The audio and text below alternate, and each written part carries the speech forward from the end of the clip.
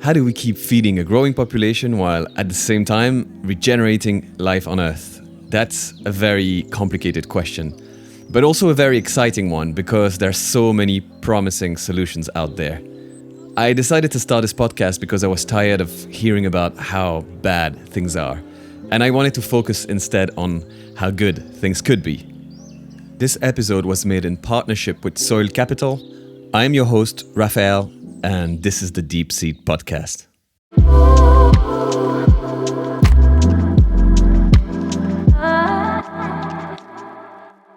My guest today is Benedikt Bösel.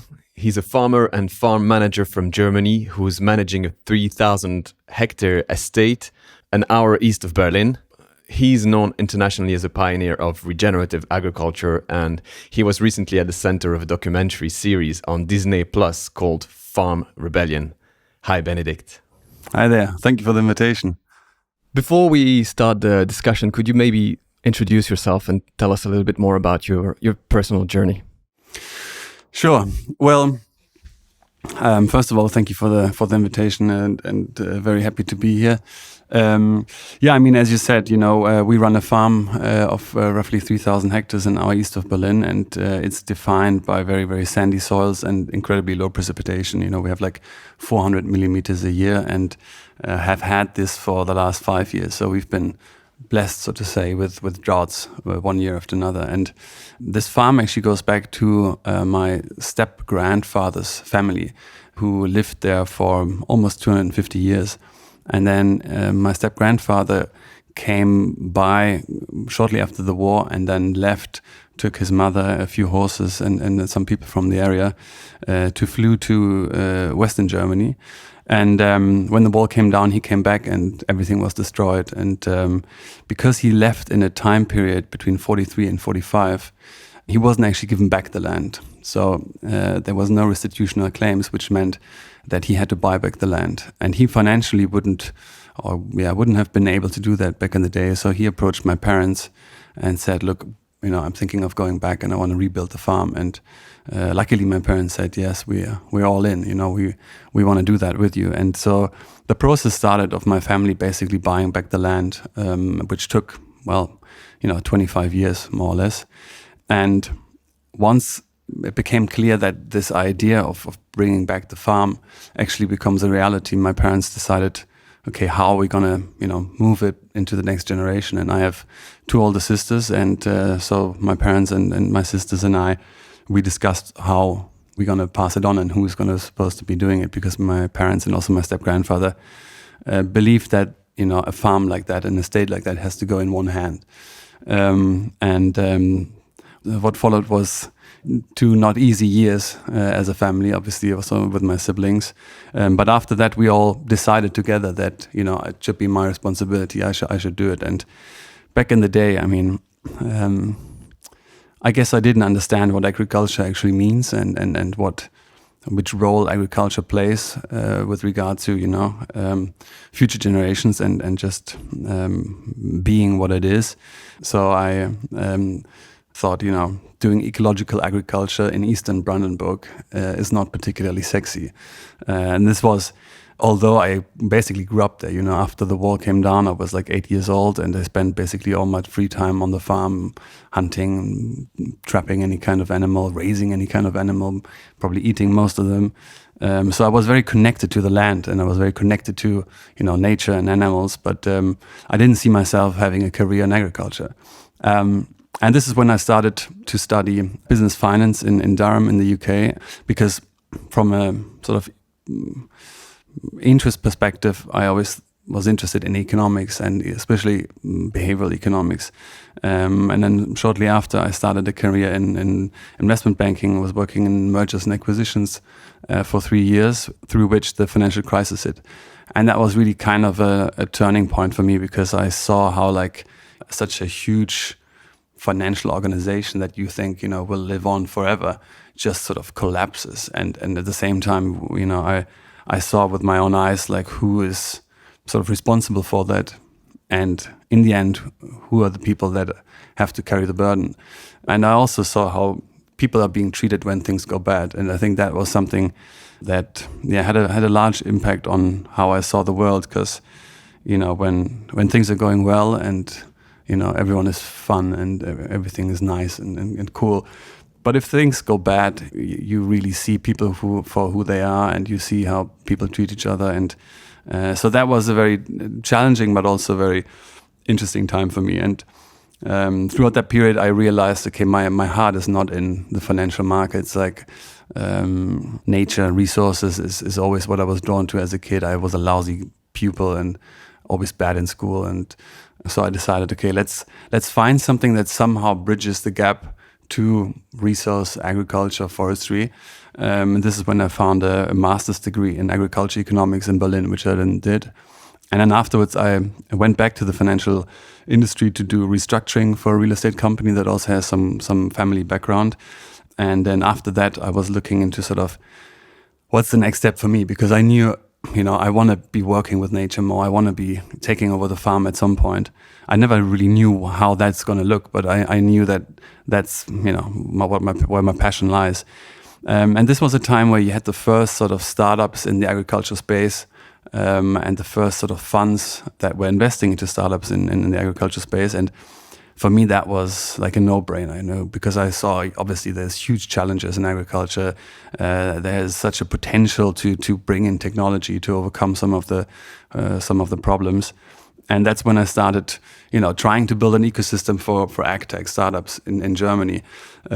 Shortly after, I started working for a venture capital company that was sort of focused on, well, let's say, all kinds of technology with regards to, water and, let's say, resource-based technologies.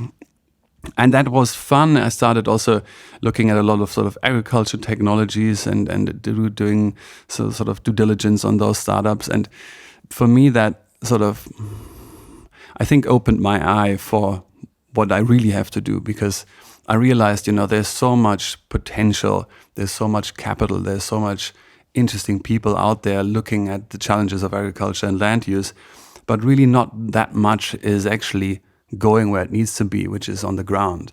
And I sort of thought the reason for that is because, farmers are already so much in debt. They are incredibly dependent on all kinds of inputs and market prices and subsidies and whatever. And really, they're just so busy also. And through that, I also thought, well, one of the reasons why there's not much happening is also because sort of the whole agriculture space, there's such powerful interest groups. And there's really very little sort of, opening your own narrative and trying to work together and coming together to solve certain problems, because everyone is sort of stuck in their narrative, in their sort of economic motivation, that I thought, okay, I think I want to get in there. I want to try to do it myself. And I also realized that, if you really want to change something, you just have to do it yourself. And that was for me the reason to go back home and take over responsibility of the farm. This was then in December 2016. And from there, I had another sort of eye-opener, because I came there and thought, technology is the key. I'm going to make this whole farm a completely digitalized farm, and with all these machines that are talking with each other, and it's just all fancy technology. And then I was in contact with AGCO, which is obviously one of the biggest agriculture machinery producers in the world, who I had some contact with. And we were thinking together, if we not, build like this digital farm an hour east of Berlin, and we bring in all the startups, and we bring in the politicians, and we bring in, make it like a livable technological farm, so to say. And while we were doing that, I obviously had to think about what kind of level of technology do I need in order to facilitate that. And that would have meant an incredible investment. I would have put myself in debt so insanely high. And that really resonated with me in so many ways, because I realized if I do that, if I invest in that, I am stuck in that production model. Like, I can't get out of that production model, because I will have to pay back the loans to the bank for the next 10, 15 years.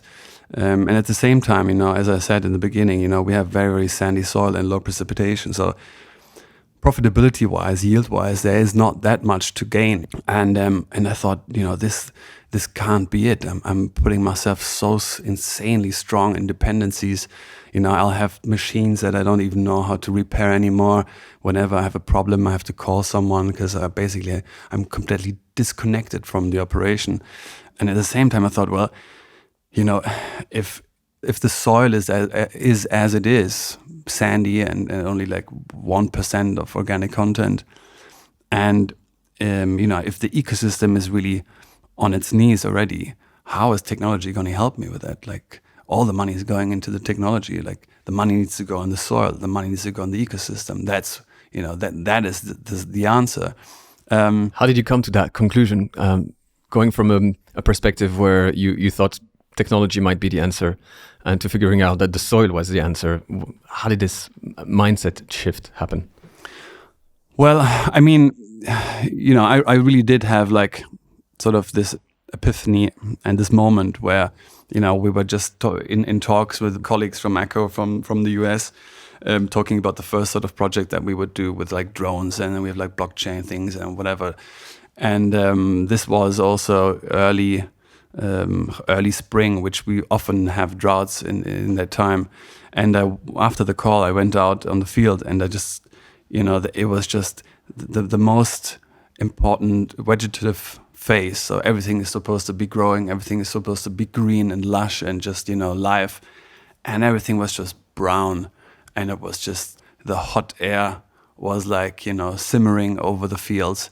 There was no insect flying, there was nothing. It was just like dead, basically. And I thought, what am I even talking about here with these projects? Like, what is a drone gonna tell me that it's dry? Yeah, I see that, how's blockchain gonna help this? It has no meaning, no relation to this at all.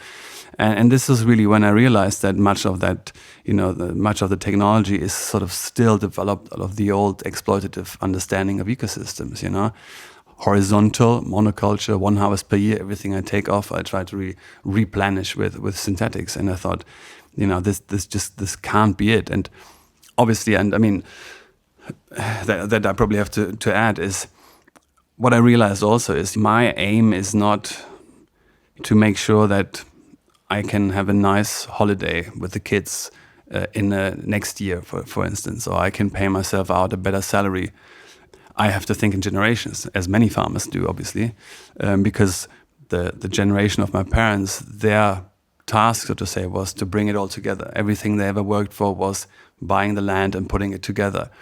Then I took it over, and my responsibility is to make it profitable, get rid of the debt, and bring it into a form that my kids or the kids of my sisters actually want to take over.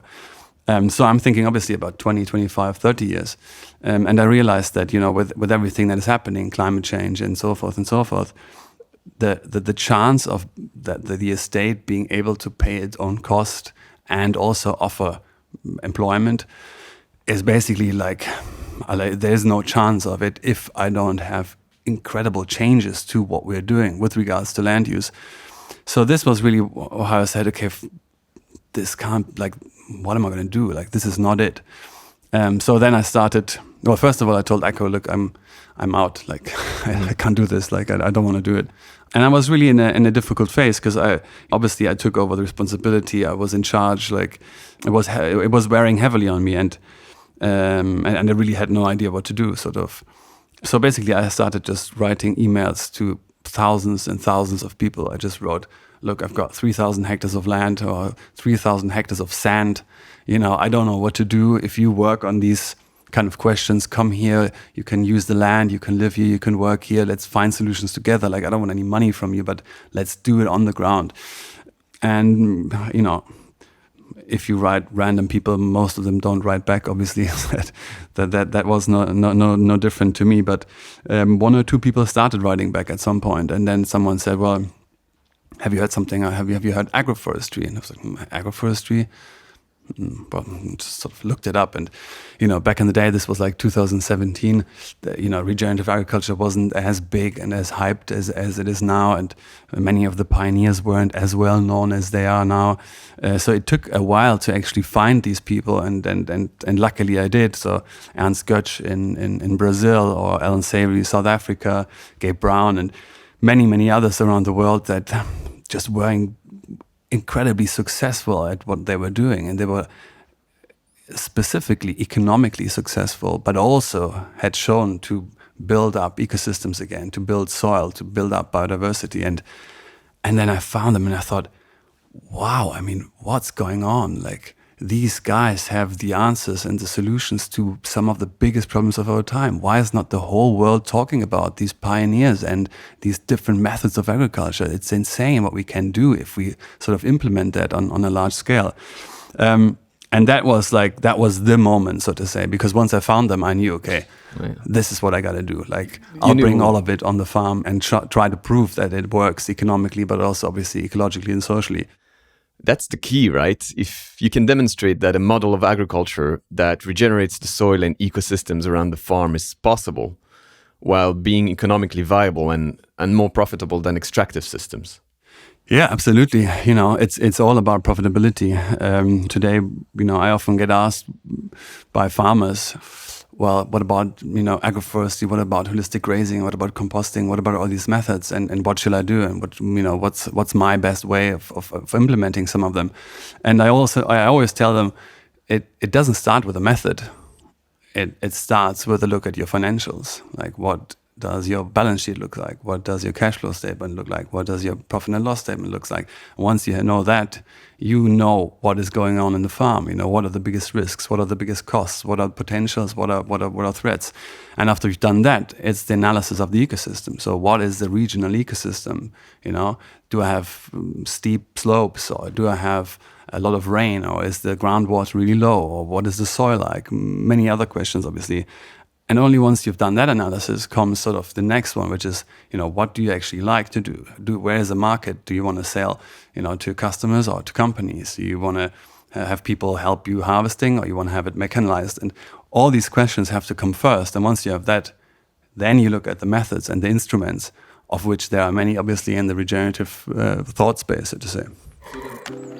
Just a quick post to tell you that this podcast was made in partnership with a company called Soil Capital. They're a company that promotes a transition to regenerative agriculture by financially rewarding farmers who improve the health of their soils. If you're interested in learning more about them, I will leave a link in the description of this episode. Thank you.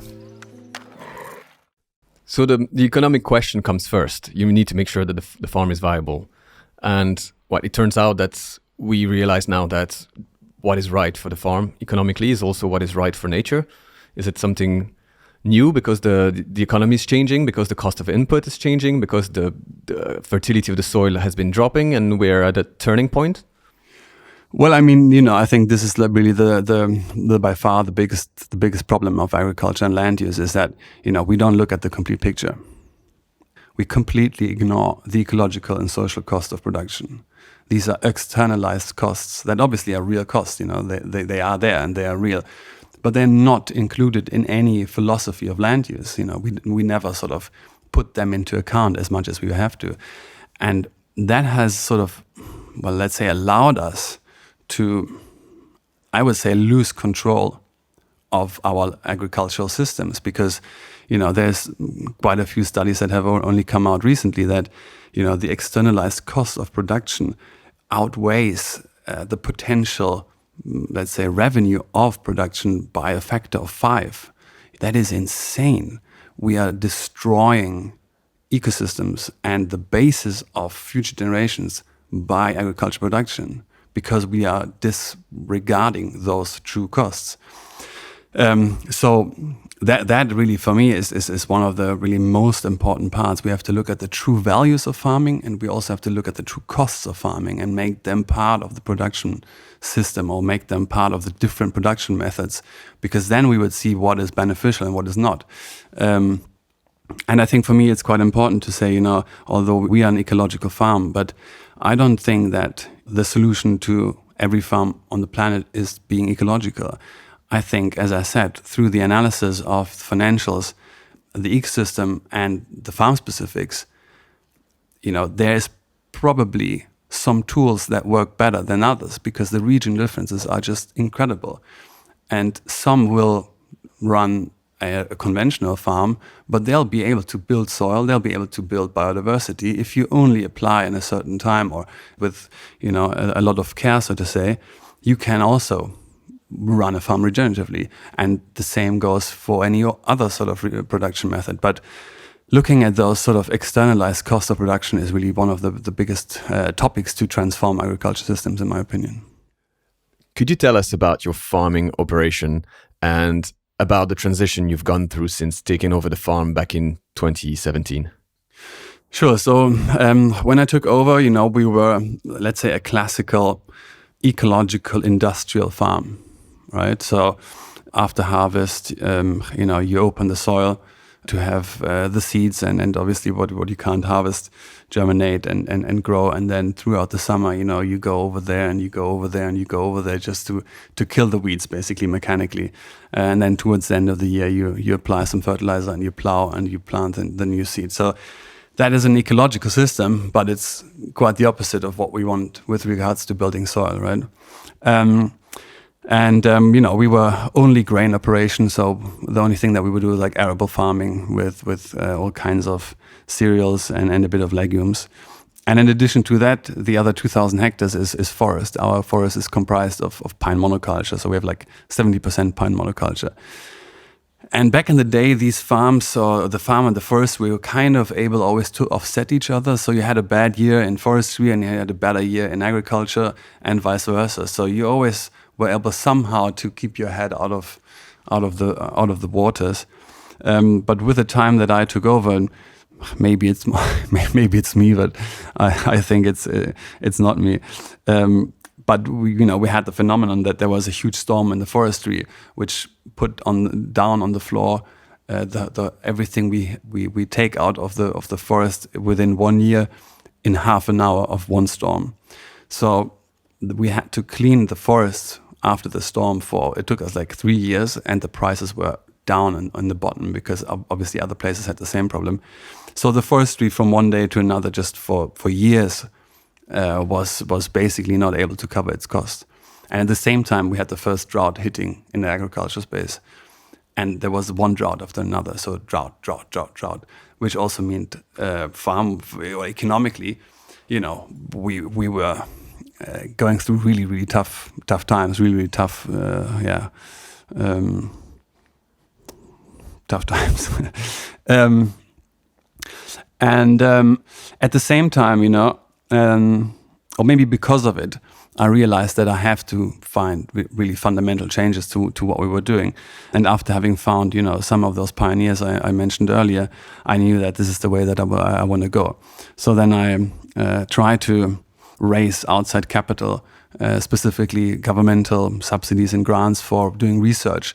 So I wanted to start agroforestry. I wanted to get some cows to put on the arable land and include them in the crop rotation. And I wrote like really quite a few of sort of innovation grants, which all were declined because everyone said, well, this is no innovation, where's the drone, where's blockchain? And I was like, it's systematic innovation, it's ecological, social innovation. And I realized, that no one is gonna do this. And by the way, luckily that has changed. A lot has changed since then.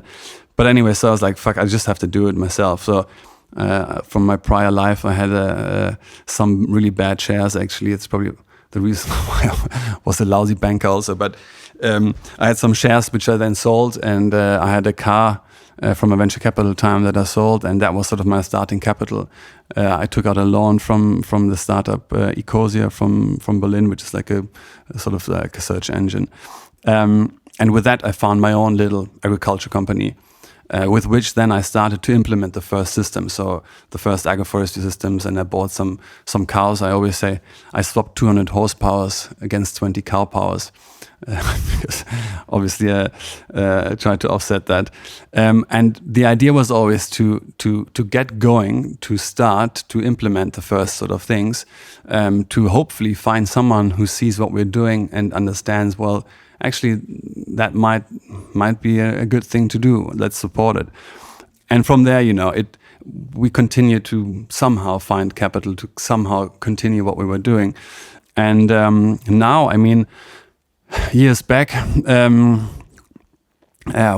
run quite a let's say diversified farm operation. So we obviously still do arable farming.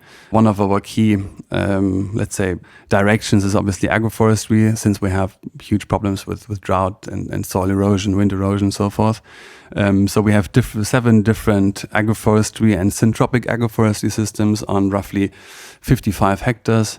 We have built our own tree nursery because we realized that if you have specifically high value trees such as fruit or nuts or even berries, you can't buy that quality for such a challenging soil specifically on the market. So you have to really start from the beginning there as well.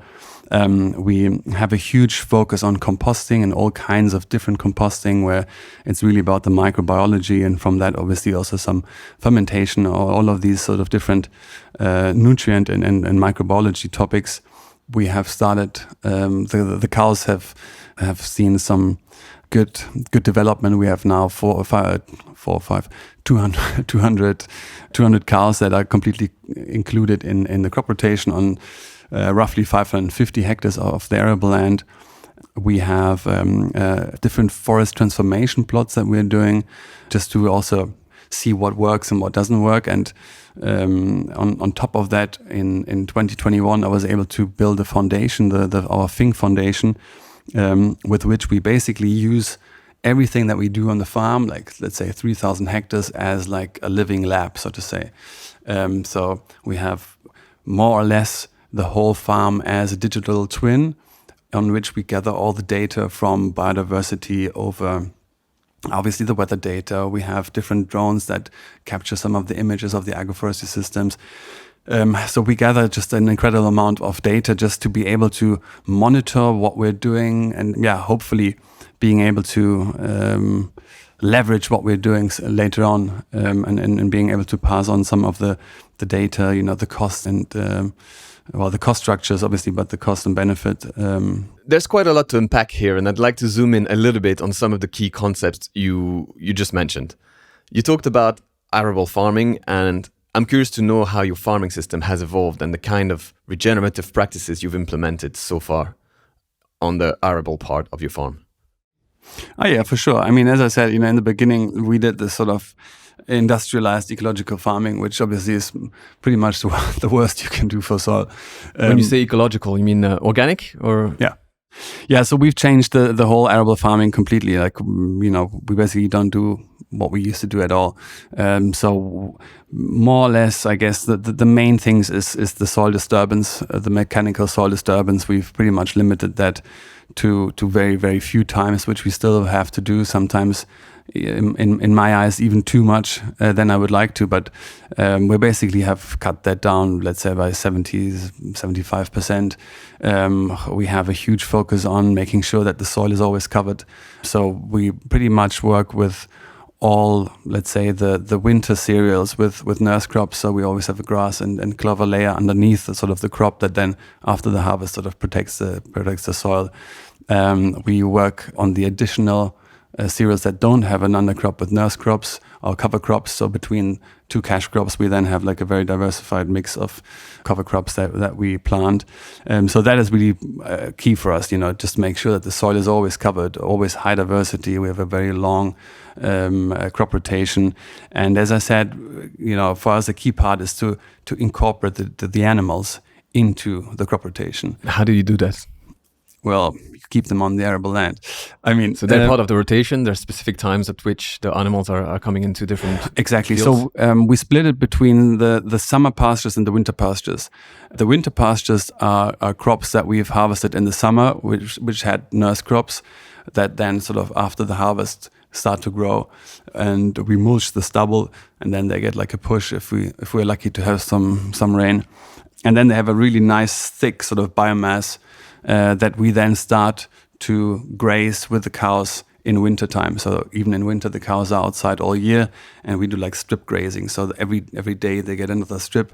So even in the winter, they have all green biomass and a nice sort of diversified feed. And then obviously at some point we start feeding them some hay and straw and silage that comes also from our fields.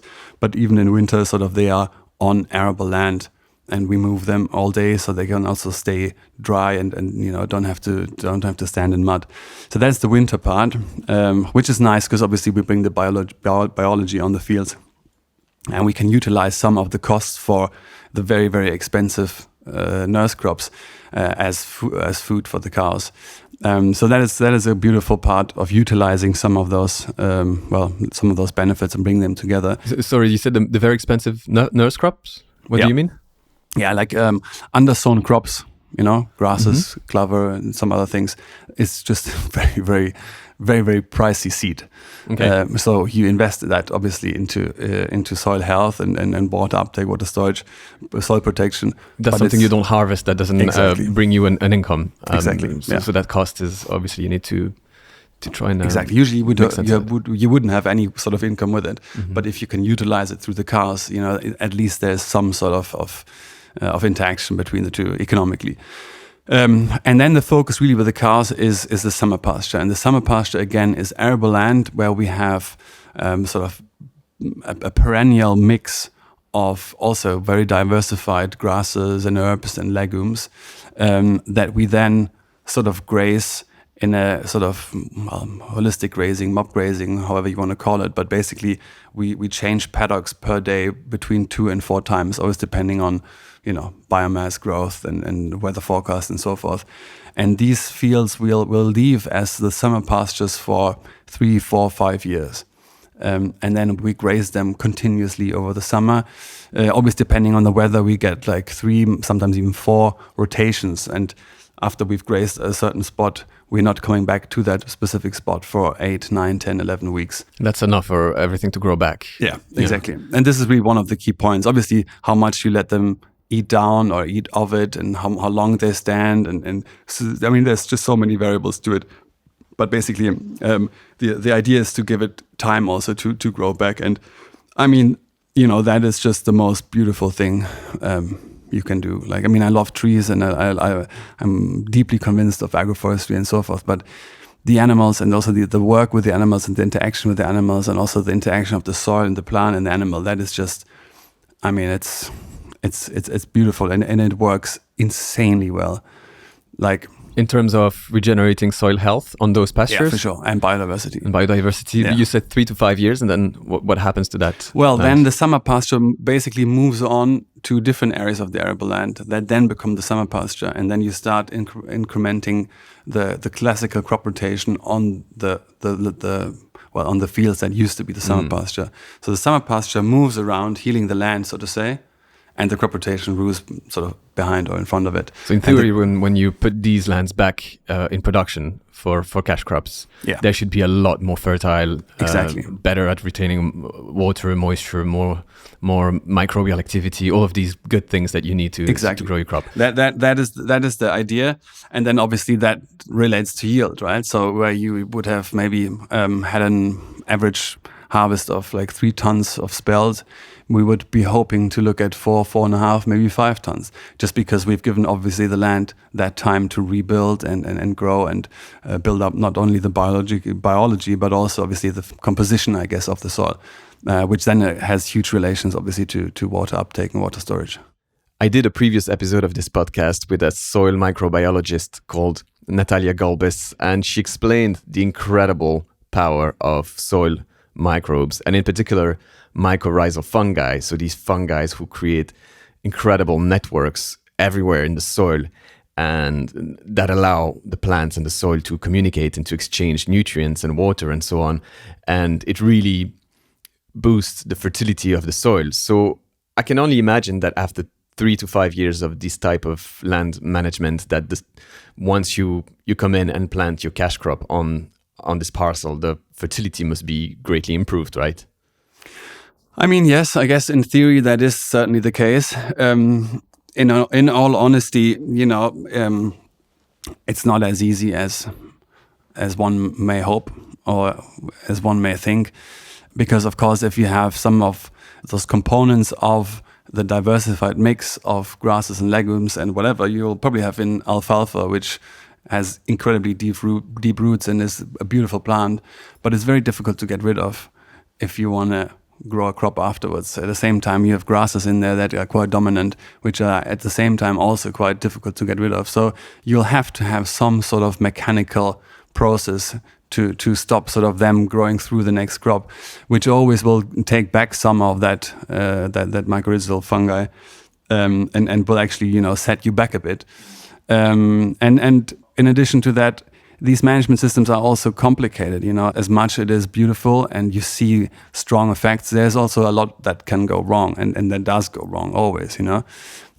So in a sense, it's still early days. Because these techniques obviously have been around for forever, but they haven't been incorporated in our agriculture system as such. Like, there is not so much science on it. There is not the mechanization for it. There's so many things that we still have to pull up to be able to facilitate the system as you describe it, to make it more viable and make it more easy. So yeah, there's still a lot of work to be done. That's what I want to say. But in theory, yes, exactly. That is what is happening. If you're lucky enough to have enough rain and so forth. And you're participating to that growth of knowledge and to the ability of other farmers maybe to look at what you've done, what's worked, what didn't work, and combine that with data from a lot of other farms trying to experiment with these sort of methods and hopefully avoid certain of the mistakes that you might have done in the past. Yeah, I mean, I was always, even before we had founded the foundation, I had always been very interested to have cooperation partners from research institutes and universities, because I thought I was in such a bad situation, not knowing what to do with the farm, having all these challenges ahead of me. And I was looking desperately for solutions, and there were none. There is no data, there is no indicative profit and loss statement that I could work with to figure out if agroforestry is actually profitable. There was no one that could tell me about how I can actually incorporate cows into the crop rotation, and if I want to use this kind of grass or this kind of grass. That there was none. There was only some English YouTube videos, right? And I thought, why is that? Well, obviously because we have been looking into the other direction. We know everything about chemistry. We know everything about whatever it is the industrial agriculture system brings with it, mass production, cheap mass production. But we really haven't given sort of those complex ecosystems, the synergies of different components of an ecosystem, the interaction of soil and plant and animal, much attention. So I always wanted to have colleagues, partners from science to go through with what we are going through and monitor and analyze and gather data. And to be honest with you, I think, especially back in the day, I was 100% convinced that if I can apply these methods, if I can adapt them to my regional location, my regional context, and if I can prove that they're economically more viable than what we were doing before, or maybe other options, and at the same time also prove that we can actually raise biodiversity and grow soil, that many people will follow and will do the same thing. And to some degree, I still believe that. I think the data is key, because that again can be used to bring that into politics. That can be used to bring it into other sort of debates about what is important as far as land use is concerned. But I realized, there's the system is even more complex, and interwoven, intertwined with all the other systems surrounding it. So access to land, education, the focus of science, how we define innovation, also obviously the subsidy system, the capital markets, and these need to be changed just as much as different land use systems and our methods.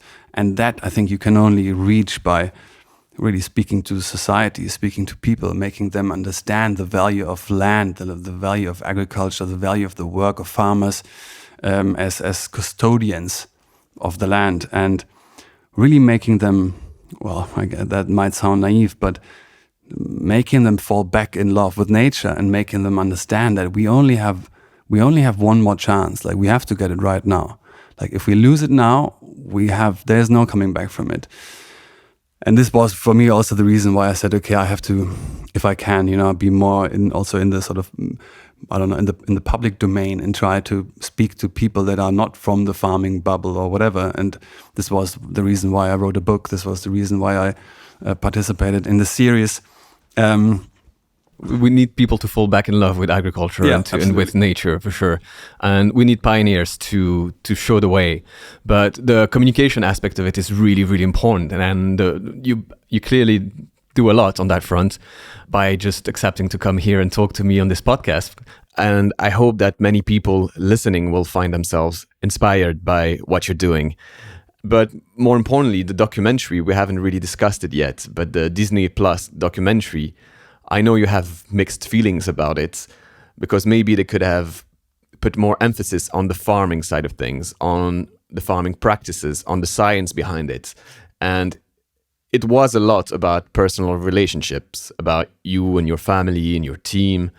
But at the same time, I think that was great because it made it so much more accessible, I think, to a wider audience. And it made it look like, okay, farming is hard, but farming is something exciting, it's something desirable. And I think just through this documentary, you probably had tens of thousands of young people watching it and thinking, that's something I might be interested in getting into. Yeah, I mean, I guess I have a love-hate relationship with the series. I think the aim was always to really get people fascinated, and as you nicely described it, just have that interest and maybe stand up and be like, oh, I want to go to a farmer's market. I want to know where my food comes from. I didn't actually know that there's such a depth to this topic. I didn't know that the food that I get in a supermarket by a high degree of likelihood is ultra processed and really bad for me. Like I want to cook, and I think that is something that needs to happen and that will happen, because I think specifically if you look in the cities, young people today are super frustrated because they see, well, many young people are super frustrated because they see where the world is heading. They see how little is actually happening. They see how politics can't adapt and change fast enough. And, they're crying out for change and wanting to do something better. And there's really not that many ways of doing that but agriculture.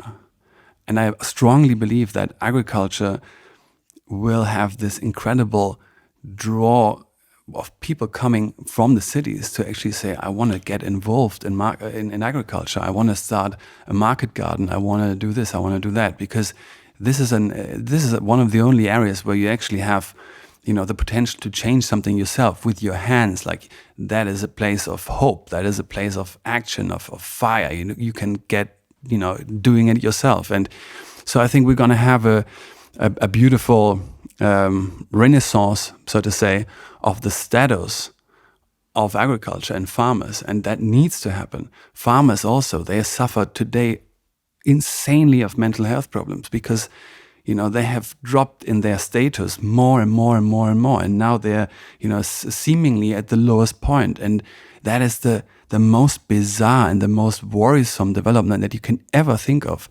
The people that are looking after the land, that are doing everything from food to energy to biodiversity, climate adaptation, rural development, all of these things are the ones on the planet that feel worst. and are left from society. I mean, that is just outrageous how we can let that happen. We have a real problem with that, right? Because a lot of farmers are going to retire in the next 10 years. The number I heard for Belgium is 50% of farmers retiring in the next 10 years, which is huge. And we need a lot more young people to get into farming in order to replace them. And at the same time, I see so many people unhappy today because they're disconnected from their community and from nature. And so many of them would probably benefit from getting back to the land and get involved in farming some way or another. The problem is that the picture we're getting right now from the media about agriculture is quite negative. You see farmers struggling out in the streets, protesting because they work very hard and they're struggling to make a living from that hard work. And that doesn't sound very appealing to, a younger generation watching the news. But when I speak to people like you who are making it work and demonstrating that a farming system that is regenerative and beautiful can also be financially viable, it gives me a lot of hope. Yeah, 100%. I mean, obviously I am someone who is incredibly optimistic about the future. And I'm all in on the bet that everything is going to be better and work out and so forth. So I 100% agree.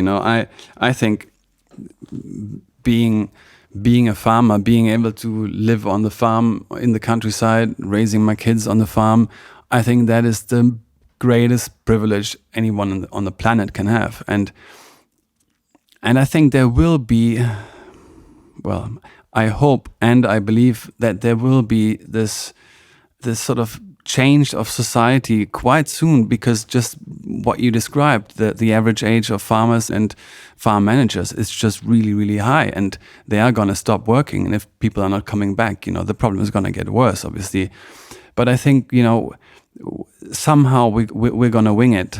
I honestly believe that we can. And it is as you describe it. There's thousands and thousands and thousands of farmers and people all over the world that are so in love with what they're doing, that are regenerating soil, that are giving hope and joy to so many people, not only through the food and the product, but also the way they live, the way they look into the future, the way they are not afraid, but actually taking charge of their own, destiny, so to say.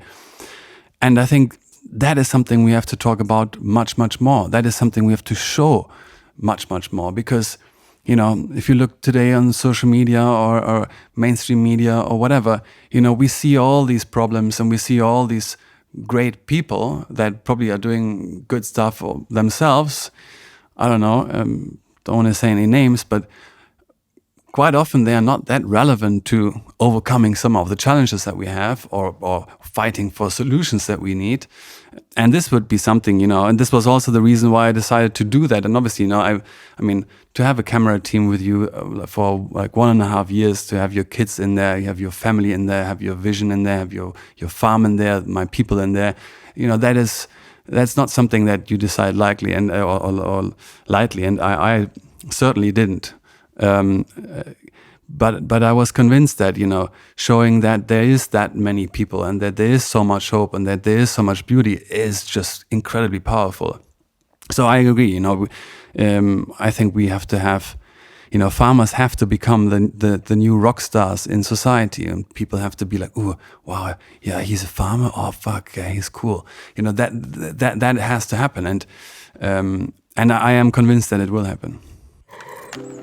I have just a really small favor to ask. I noticed that less than 20% of people listening to this podcast are currently following the Deep Seed on Spotify or Apple Podcast. And it would actually really help the podcast grow if you could take just 5 seconds right now to click on the Deep Seed page and hit the follow button. Thank you so much. You also mentioned syntropic agriculture. Is that something that you could tell me more about? Yeah, of course. I mean, it basically goes back to Ernst Götz, a Swiss pioneer who took over land, degraded land in Brazil. And he really started, looking at ecosystems in a very different way, let's say. because I mean, this guy is incredible. I mean, he can actually, he can read auras of plants. Like he hears them talk with each other. Basically, that's the level where Ernst is on. And what he's basically designed is just a system that is more or less self-sufficient, because it works with the symbiotic relationships that we observe in nature, combining different species on different heights, using the natural succession of how an ecosystem would develop, to put that into a productive model. And obviously in Brazil it looks very different to what it looks with us. But it's just basically an agroforestry system that is an ecosystem within itself, where you don't even plant, where you don't even harvest all of it, but half of it is just for the system itself, producing biomass, making sure that you have a nice soil moisture on different levels, and it's really, I mean, it is an incredible addition to the more classical agroforestry, where you're looking more often at maybe how fast growing trees, but to actually include high value crops such as fruit or nut trees into the agriculture production, and specifically on our incredibly dry land. I'm looking at it also as a diversification. It is not only an adaptation method, because through the agroforestry system, because of the agroforestry system, we decrease the wind speed, and that means the microclimate between the stripes changes, and if there is humidity, it can be stored or taken up by the soil and by the plants longer. You have some other ecological benefits, but combining perennials with the annual crop production is a beautiful way of risk diversification, because they will always react differently on weather phenomena. This year, for instance, we had so much water, we couldn't harvest a few things, we couldn't plant them, we couldn't look after the arable land in the winter as we would want to.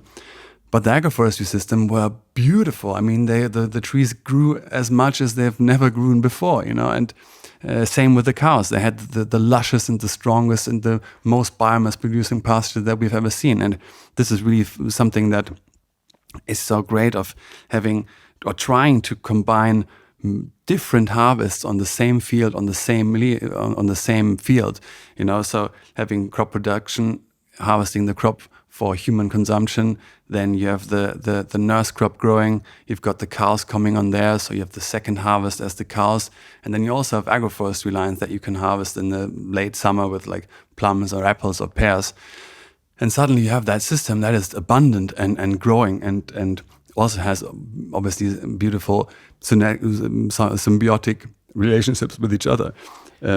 Could you describe what it looks like on your farm? More specifically, what kind of species are growing together? I'm trying to visualize. I get the core idea, but having some specifics would really help, I think.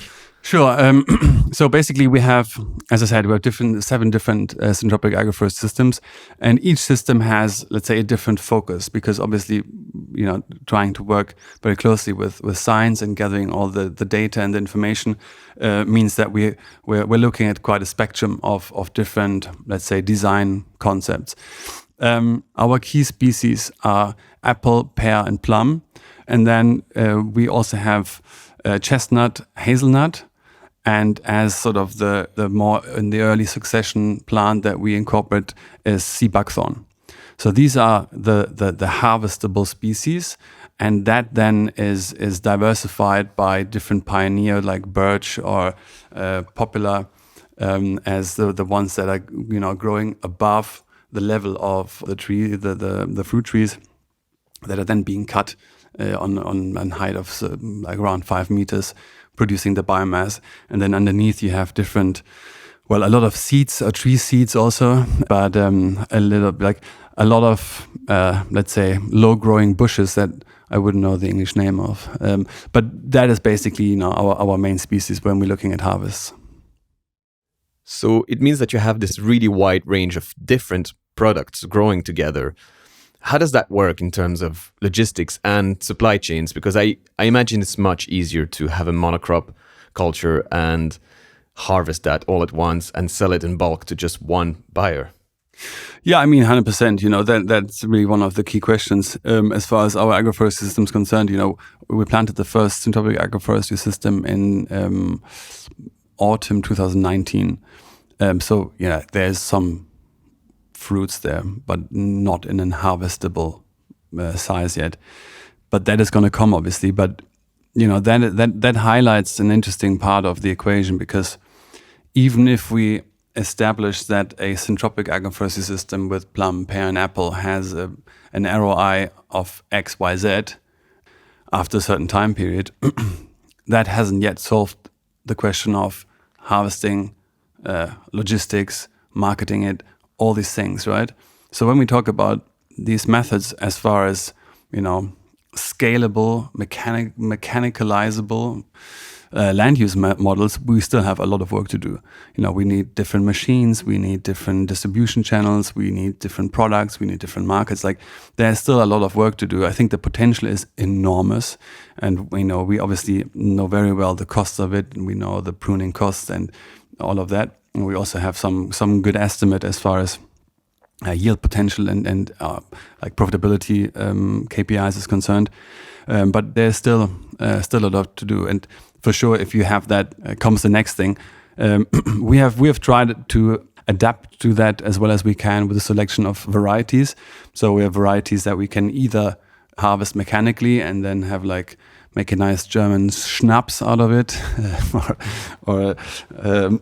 and also the varieties are designed in a sense that not everything gets ripe at the first time, but we have certain rows within the system that start being ripe a bit earlier in the years, and then per row, we have different varieties to stretch that time out, which then obviously helps with logistics and some other things. So there's opportunities, but I think the important thing for me as far as agroforestry and also specifically syntropic agroforestry is concerned is the same as I said in the beginning. It starts with the financials.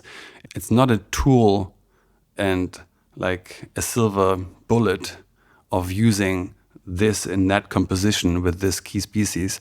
It is something that has to grow and has to be designed out of your regional context.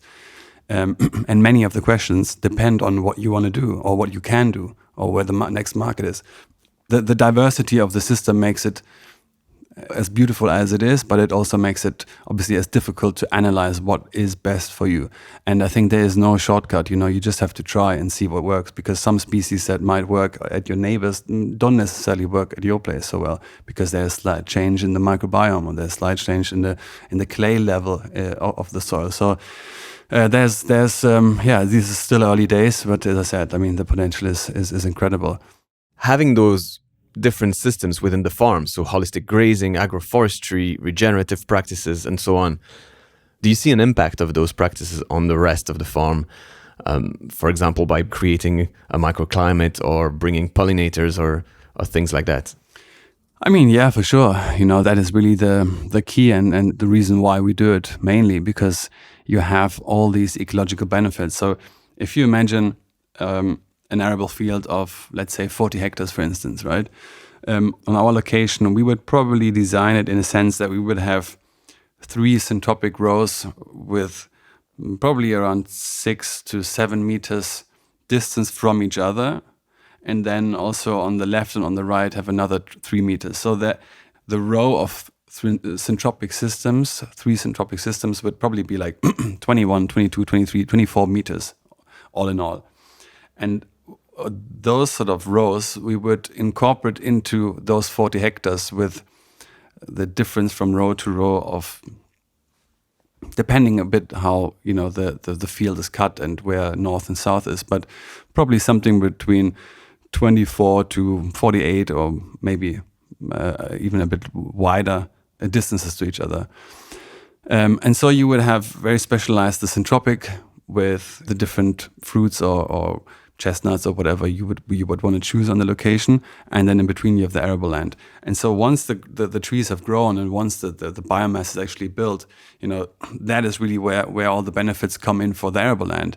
Because as I said earlier, the microclimate changes within those between those tree rows where you still do arable, which has a huge effect because, especially in the summer when you have incredibly hot air that comes through even in the morning. If there's a bit of water, or there has been a bit of rain, it immediately takes the water up into the air. Also, when there's sort of no break of the wind speed, the soil just dries out very, very fast. So that has an incredible impact. And at the same time, also in the dry months, the soil gets so hard and the soil itself becomes so hot that even if it rains, it has no meaning, has no way of taking up the water.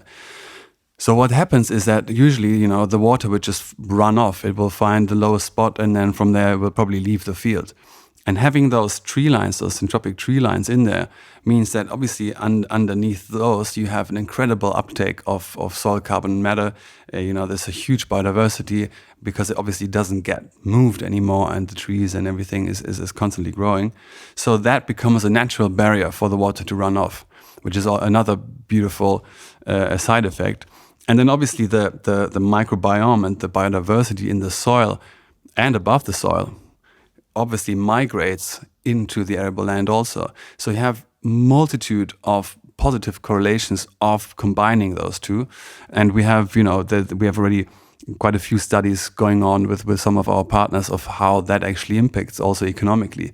It's insane to understand the potential of that, even if it is just an insect stripe that is going through the land. In a conventional system, that has incredible, beautiful potential to really like decrease your dependencies of synthetics, because you bring the biology there to do it for you.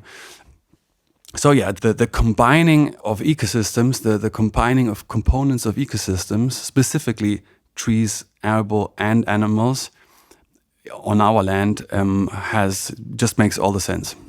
So it's combining all three, arable, perennial systems, like agroforestry and having animals as well. Yeah, my dream, when I see myself walking the fields as an old geezer, I just have our we have fields that are 80 hectares, that's 150 football fields or whatever. And they are just, they have all those tree lines through it. They have arable land there and the cows are there. And, it's a vibrant system. You've got insects and birds going everywhere. And at the same time, you are producing incredible amounts of highly nutritious food that you can market at a good price point. Something else you mentioned is forest conversion. Is that something you can tell us more about?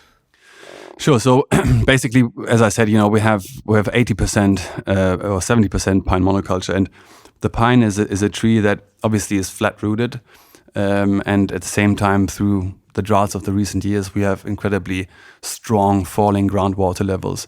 And the pine tree is a tree that, when it rains, it takes up quite a lot of the water through the pines, which is a problem in many ways, because the tree basically takes its own water away that it needs in the summer, which is coming mostly in the winter. The little water that does come through is then picked up by a layer of moss. So that doesn't let any water go through. And then underneath the moss, you have this semi-humus layer that is old pines, which is in a sense terrible because the pH is 3.4 plus minus. So it's so acidic that really nothing grows underneath. The only thing that grows underneath is an invasive species, I don't know the English name for, but called Traubenkirsche. So you have a forest that basically is, a ticking time bomb, so to say. And that's why we try to bring in some of the knowledge that we had already gathered, and also working with Ernst Götsch and applying sort of methods of syntropic agroforestry into the forest, but also combine that and put that next to more, let's say, classical forest transformation methodologies that have been around for centuries. And the idea is, though, to have it also, again, very, very closely monitored by science. So we had, we built the whole project together with our partners from different universities, looking at, the soil development, water uptake, water storage, biodiversity, species biodiversity, temperature, all kinds of variables that are picked up on the different plots. And it's 5 plots of 1.5 hectares each, just to see what happens. Because just as much as we talk about, or we don't talk about, ecological and social costs of production in agriculture, we have the same problem in the forestry, right? So for a forest to be resilient, for a forest to be able to give us all the benefits that we need with regards to clean water and clean air, well, we have to be able to transparently quantify those values and then monetize them so that we can actually pay foresters to plant species from early succession species that make forest actually a biodiverse, resilient forest to then actually have the benefits that a forest is supposed to do. Because today, a forester will probably plant a tree that, you know, he can actually sell, because a tree that you can't actually sell, it takes up the space and it probably costs you the same price. That doesn't make any sense. And we have to find a way where we actually pay not only farmers but also foresters to, you know, design and plant forestry systems that give us all the benefits that we need in order to be able to live happily, you know. Doing forestry and planting trees, it's a very long process. It's a very long-term investment, which you don't really get a return for before a very long time, right? Economically, how do you manage that?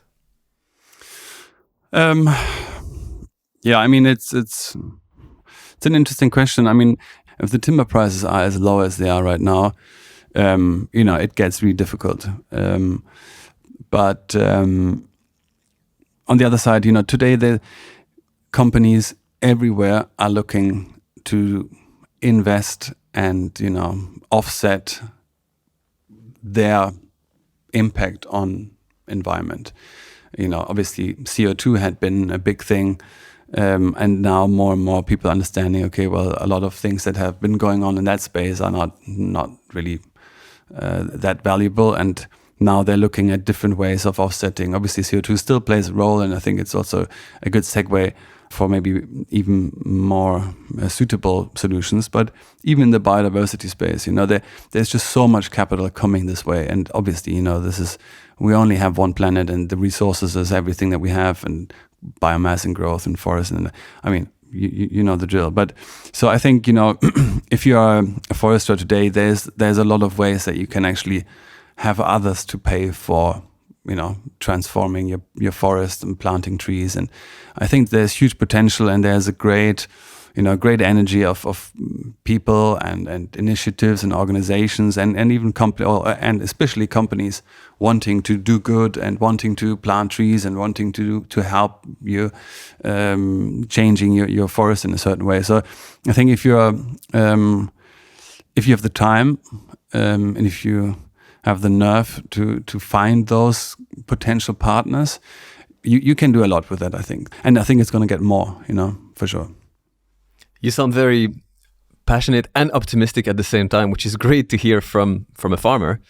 Are you hopeful for the future? I am very hopeful, for sure. I think a very wise man said to me, and I agree absolutely, the 21st century is going to get really, really tough.